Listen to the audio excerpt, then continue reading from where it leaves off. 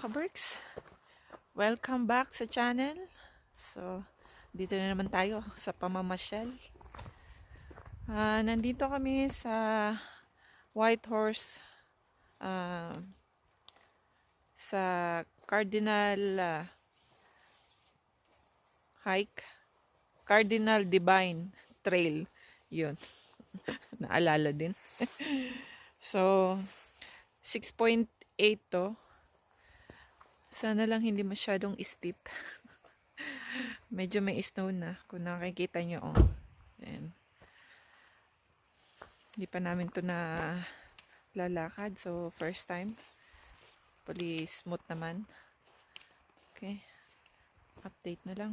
Maya-maya, mga kaberks. Ayan. Mga 9:30 na. Ayun. So, laging alas 6 kami umalis ng bahay.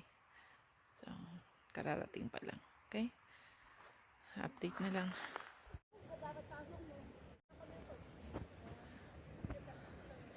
So, start na mga kaberks ng trail. Ayan.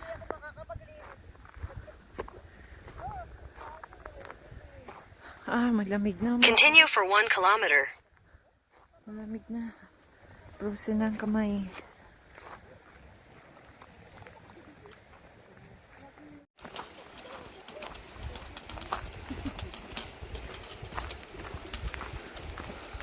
Kulang wala pa to doon sa Point Campground.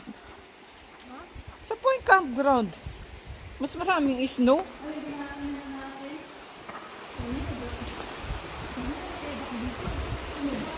Kasi ano talaga to ng mga horse. Yeah.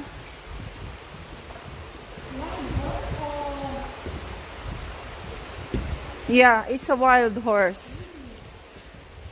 Kaya to white horse. Saka wildland to.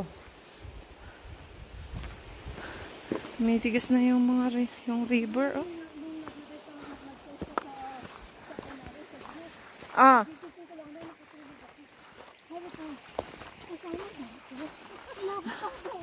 But I really wanna go. Talagang balak ko mag-tikol ngayon.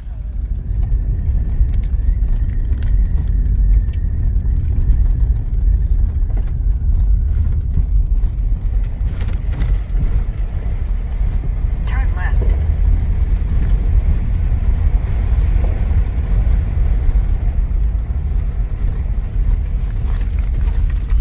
Where's the left?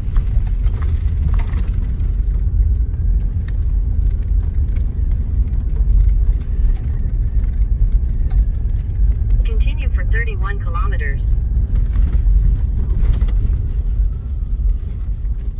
Cardinal River.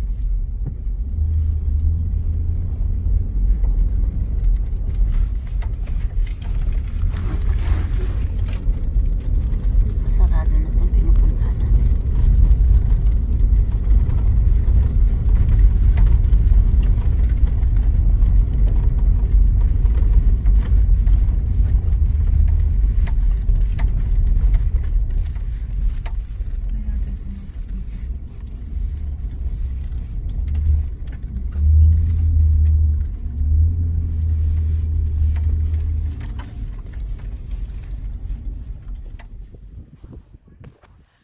Hello mga kaberks.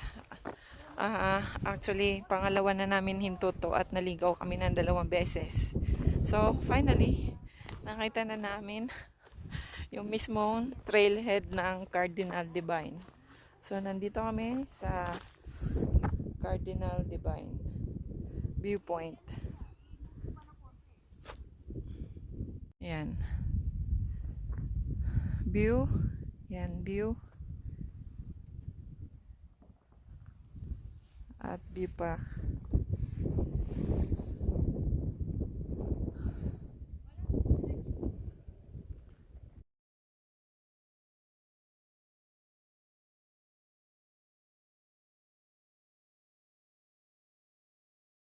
So, ito na yung trail mga kaberks. Kita nyo naman may apak pa ng mga tao. Ayan. So, kahit may snow, may nag-hike dito. Sana matapos namin ang trail bago dumilim. Kasi yung daan medyo delikado.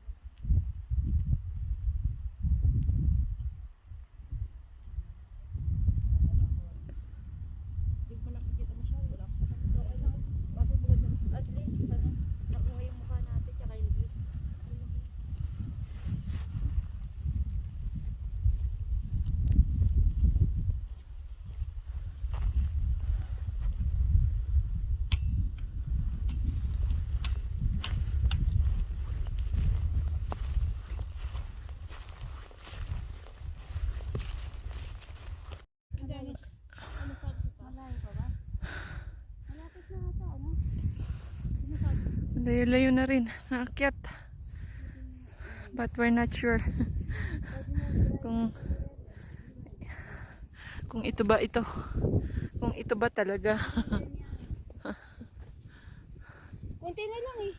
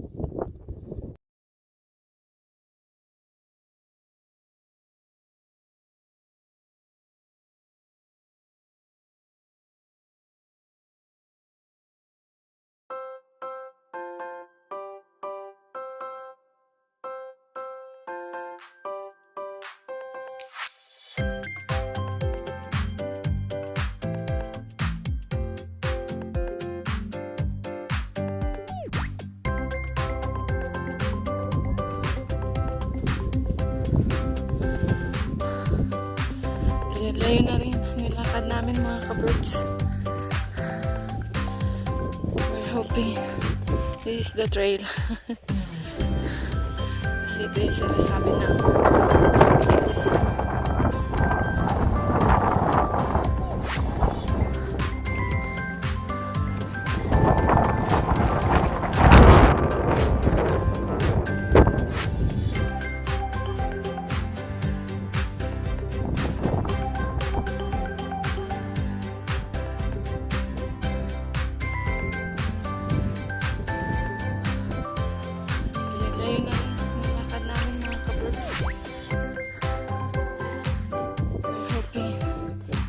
Trail.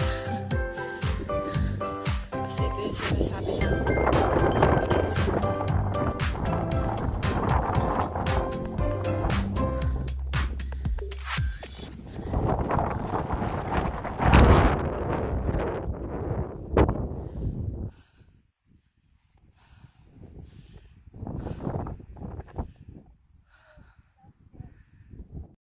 Kaya dito na lang kami mga ka-birds. Hindi na kaya ng powers papunta doon sa bundok na yun. Ito lang yung kaya namin. Mahaba-haba na rin naman yung nilakad namin.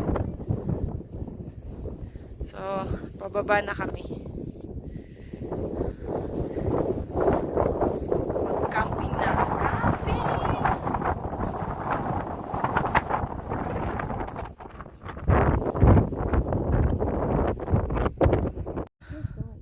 Kabalik na. Ay, salamat naman. Kabalik na. Pagod din sa paa. Mabato. Mas maganda pag ang hinahike lupa. Sakit sa legs.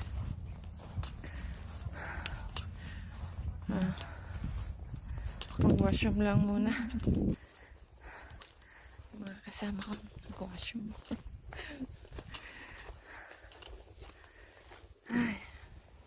Guess what mga ka-Berks? Sa haba-haba ng binahe namin, nag-offroad kami from doon sa pinuntahan namin na Cardinal Divine. Dito pa rin kami nauwi. So, doble layo yung napuntahan namin. So, kasi hindi kami marerelax doon. Alam niyo naman kung saan kami marerelax, di ba? So, balik kami dito. Ayan. Pero, this time, dahil nag-offroading kami, hindi ko dinala si Red. So, ang ginawa namin, ito. Tainting kami. Kararating lang namin. Inisikaso lang muna namin ang aming higaan at syempre ang fire. Dahil malamig dito, kailangan namin ng init at shelter. So, pakita ko sa inyo ang aming palasyo. Social ang aming palasyo. Dahil naka-foam at may air mattress kami. Yan. So, matutulog kami ng komportable. At yung kumot namin yung itong orange mga ka-Berks, alam niyo naman pang malamigan talaga to, pang malakasan. Dahil makapal siya. Yan, no? Pero tinanggal ko yung kalahati nito kasi masyado siyang mabigat. So, yan. Yung half lang. So, sara natin. Buti na lang walang lamok pag malamig. So, I don't have to worry sa lamok na papasok.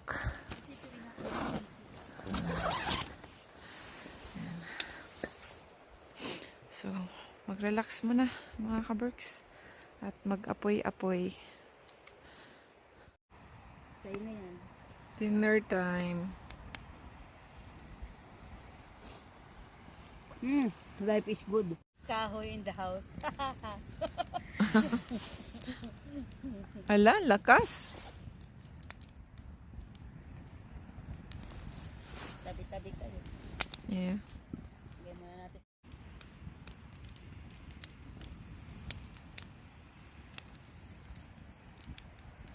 Mas maganda mamaya. Mas marami sila.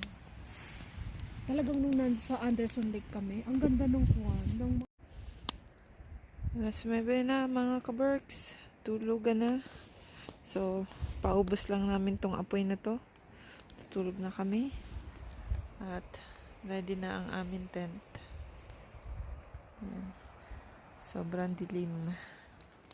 Ito lang ang nagbibigay sa amin ng liwanag at ang aming heater. So, see you sa umaga mga ka-Berks. Good night.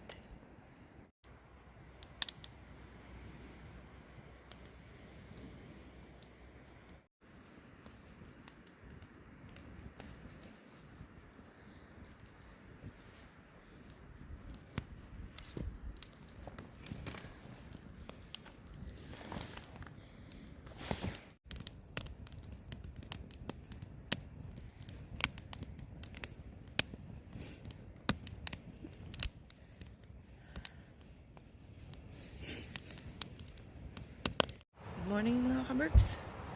Ano ba yan? Ligpitan na ng gamit. Nagliligpit na kami. Sobrang hangin dito kagabi. Pati hanggang ngayon pala. Naririnig nyo. So, mag-breakfast muna kami. At maggugo na. Balik na naman sa trabaho. So, kaya mga kaberks, kain na kami ng breakfast. Hindi na ako mag-video siguro kasi nakailang punta na kami dito. So, yun. Yung tenting experience, ang difference dinig na dinig mo yung sa labas. Yung hangin, yung hampas ng alon, ng tubig. So, talagang connected sa nature. Pag nasa van, it's very quiet. Yun. So, kung prefer nyo yung very quiet, then stay kayo sa van, sasakyan. Pero pag sa tent, yun, para maiba naman na experience. Okay mga kaberks, see you next time. As always, do what makes you happy.